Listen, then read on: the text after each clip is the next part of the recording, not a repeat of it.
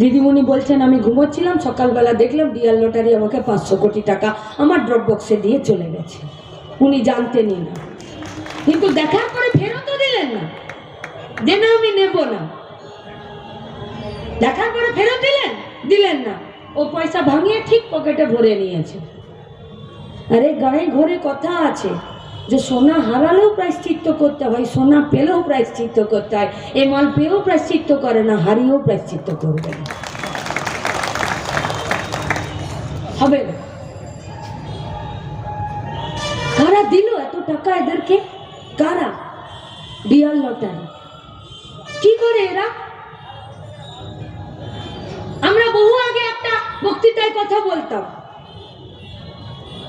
যেই গরমের সময় আসছে তো শাহরুখ খান ঠান্ডা ঠান্ডা কুলকুল ডার্মিকুল পাউডারের অ্যাড নিয়ে চলে আসতো, আর দেখতো গোটা গায়ে বরফ লাগাচ্ছে।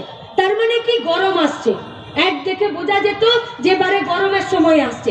আর ঠিক পুজোটা পেরিয়ে গেলেই যখন শীত আসতো তখন বিদ্যা বালন বলতো যে প্রতি রাতে লাগান হাঁটু, গোড়ালি আর কুনুই যাতে না ফেটে যায়, ঠোঁট যাতে না ফেটে যায়, তার জন্য বোরোলিন লাগান, এতে বোঝা যায় শীতকাল আসছে। টিভিতে দেখে। আর মারা বাপকে বলতো যে শোনো আর পাউডার এনো না, শীতকাল এলো একটা বোরোলিন একটা বোরো প্লাস এইগুলো সব নিয়ে এসো। আগেও এই কোলাঘাট এই মেচেদা স্টেশনের বাইরেগুলোতে লেখা থাকতো রাইসে ট্রেনিং নিন সরকারি চাকরির পরীক্ষায় পাস করার জন্য, মাইসে ট্রেনিং নিন সরকারি চাকরিতে পরীক্ষাতে পাস করার জন্য। আর এখন চারিদিকে লটারির কথা বলছে, এমনকি মিরও অ্যাড করছে 1 কোটি টাকায় 6 টাকায় 1 কোটি, 1 কোটি 6 টাকায়। তার মানে চাকরির বাজার উঠে গেল, লটারির বাজার নেমে গেল। আর সেই লটারি আজকে 500 কোটি টাকা দিয়ে দিল মমতাকে, আর 100 কোটি টাকা দিয়ে দিল আজকে মোদিকে। কি হবে এই লটারিতে? চাকরি নেই, ভবিষ্যৎ নেই। লটারি মানে নিজেদের ভাগ্যকে আরো একবার যেখানে চেষ্টা করা, যেখানে আমার গায়ে গতর আছে, যেখানে আমার মেধা আছে, আমি কাজ করতে পারি, আমি শ্রম দিতে পারি, আমি রাজ্যটাকে দেশটাকে গঠন করার জন্য আমি খাটতে পারি, সেখানে আমাকে প্রতিটা দিন লটারি কিনতে যেতে পাঠাচ্ছে। আর লটারিতে সর্বশান্ত হয়ে যাওয়া হতাশাগ্রস্ত পুরুষ মানুষেরা, ছেলেগুলো যখন বাড়িতে যাচ্ছে তখন সব থেকে বেশি যারা সমস্যায় পড়ছে সেগুলো হলো বাড়ির মেয়েরা। তখনই বাড়ির লক্ষ্মীরগুলোর দিকে তাকিয়ে চোখ তুলে তাকানোর না তো সময় মোদির থাকছে না তো দিদির থাকছে। पिटूनी नियत से पता चलता है कि सरकार किस ओर चलना चाहती है।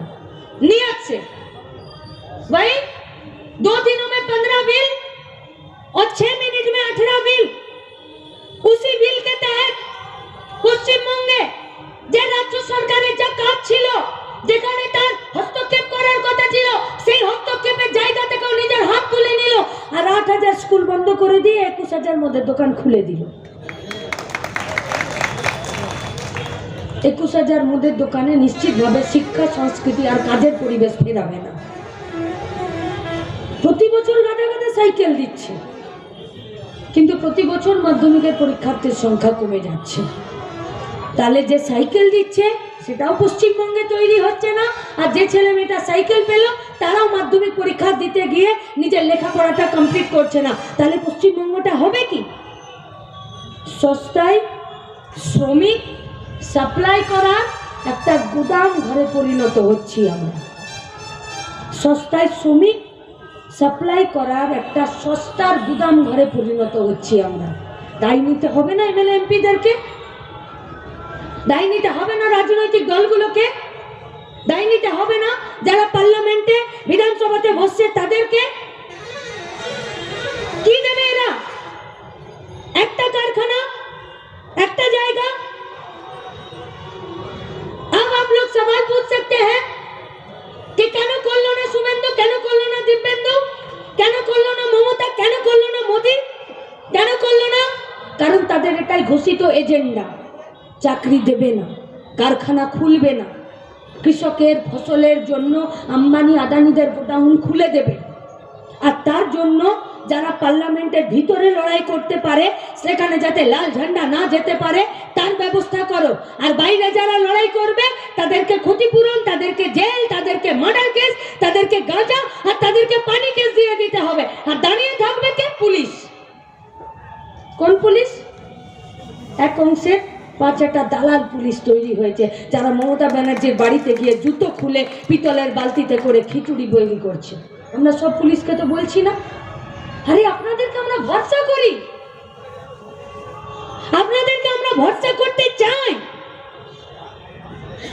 উত্তর দিনাজপুরের কালিয়াগঞ্জে মেয়েটির যখন অস্বাভাবিক মৃত্যু হলো আর 4-6 জন পুলিশকে যখন একটা ঘরে ঢুকে নিয়ে সেই এলাকার ছেলেগুলো যখন পেটাচ্ছিল, তখন সব থেকে বেশি যদি কেউ আতঙ্কগ্রস্ত হয়েছে এই পশ্চিমবঙ্গের মেয়েরা হয়েছে। যে যদি পুলিশ মার খায় তাহলে কালকে আমার কি হবে? সন্দেশখালি দেখিয়ে দিল যে পুলিশ মার খেলে মেয়েদেরও সম্মান বাঁচে না, বাঁচে না।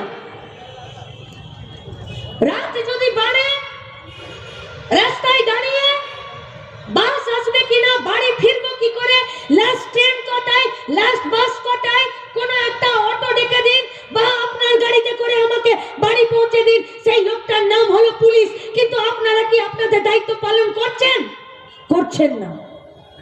আপনারা এত খাচ্ছেন যে আপনার ভুঁড়ি বেড়ে যাচ্ছে আর জামার বোতাম লাগাতে পারছেন না, দৌড়াতেও পারছেন না, টেবিলের তলে চলে যাচ্ছেন।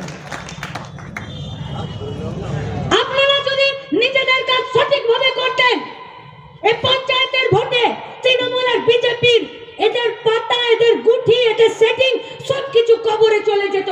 কিন্তু আপনারা নিজেদের উপরে ভরসা করতে পারলেন না। আসলে আপনারা আপনাদের খাঁটি উর্দিকার উপরে ভরসা করতে পারলেন না, যেটা বাপ মায়েরা কষ্ট করে লেখাপড়া শিখিয়ে পেট কেটে আপনাদেরকে মানুষের মতন মানুষ তৈরি করেছিল। আর আপনারা দিদির দলদাস ভাই হয়ে নিজেরা আজকে থানাগুলোকে থেকে তৃণমূলের পার্টি অফিস করে পাঠিয়ে দিয়েছেন।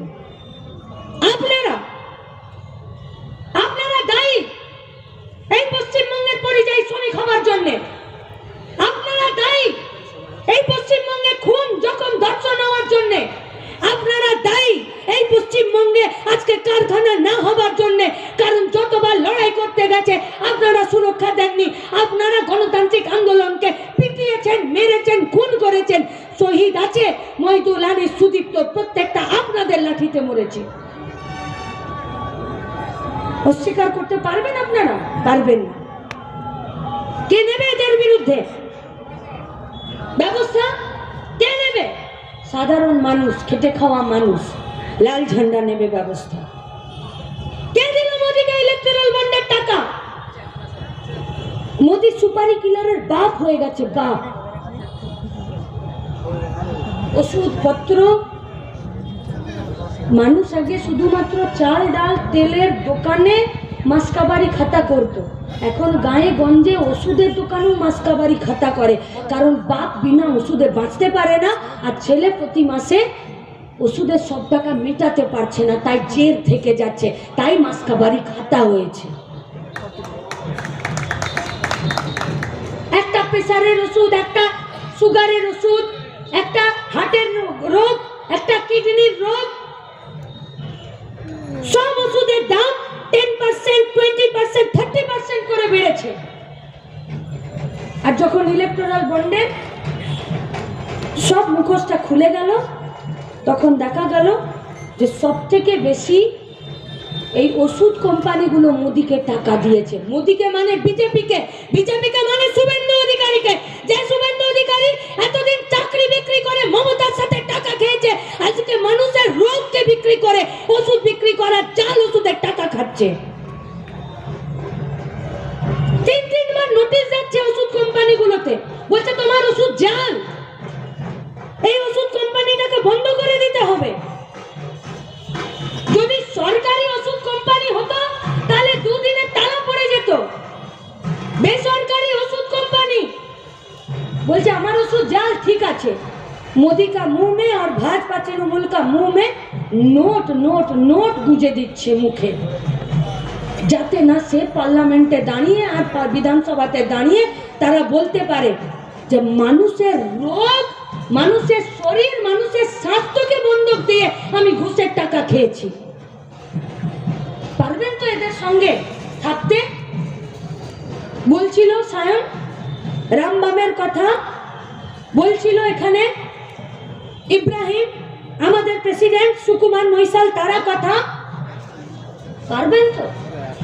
আপনার বাবা যে সরবিটের ট্যাবলেটটা জিভের তলায় দিয়ে বুকের ব্যথাটা যখন উঠে যায়, আধ ঘন্টা হাতে টাইম পাবার জন্য, অ্যাম্বুলেন্স ডাকার জন্য, সেই সরবিটের ট্যাবলেটটাও জাল করার জন্যে যে কোম্পানিগুলো মার্কেটে নেমে গেছে, আর তারা ইলেকটোরাল বন্ডের নামে জাল ওষুধ আপনার বাবাকে খাইয়ে দিয়ে আর মোদিকে টাকা দিচ্ছে, তারা রামবাম পারবেন তো করতে?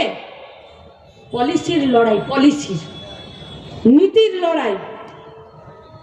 তাই যারা গরিব খেটে খাওয়া মেহনতি মানুষের স্বাস্থ্যকে সামনে রেখে নিজেরা নিজেদের পকেটে টাকা ভরে, এবারে পার্লামেন্ট থেকে তাদেরকে বিদায় দিতে হবে। এখানে সায়নের সঙ্গে আরো কিছু কচি কাঁচা বুড়ো ভাম এখানে সব ভোটে দাঁড়িয়েছে। তৃণমূলে যারা আছে তারা তো তৃণমূলের সম্পদ, বিজেপিরও যারা ভোটে দাঁড়িয়েছে তারা নাকি বিজেপিতে সম্পদ খুঁজে পাচ্ছে। तो गंदी नाली में भी खूबसूरती नजर आता है, सिर्फ देखने के लिए सुअर का नजर जरूरत होता है। तो कार कार सुअरेर नजर आछे, एদের মধ্যে সম্পত্তি আর এদের মধ্যে ভালো জিনিস দেখতে পাচ্ছে, সেটা তারাই জানে। কিন্তু আমাদের প্রশ্ন আপনাদের কাছে, আমাদের ছাত্র যুবক কর্মীদের কাছে, আমাদের কমরেডদের কাছে, দূর অবধি দাঁড়িয়ে যারা আমাদের কথা শুনছেন তাদের কাছে, লড়াইটা নীতির, লড়াইটা পলিসির, লড়াইটা আমাদের কাজে, লড়াইটা আমাদের পরিবেশের, লড়াইটা আমাদের সংস্কৃতির, লড়াইটা আমাদের মাথা উঁচু করে বেঁচে থাকার জন্য, লড়াইটা গোটা ভারতবর্ষের, গোটা পশ্চিমবঙ্গের সিস্টেমকে ফিরে ঢেলে সাজানোর জন্য।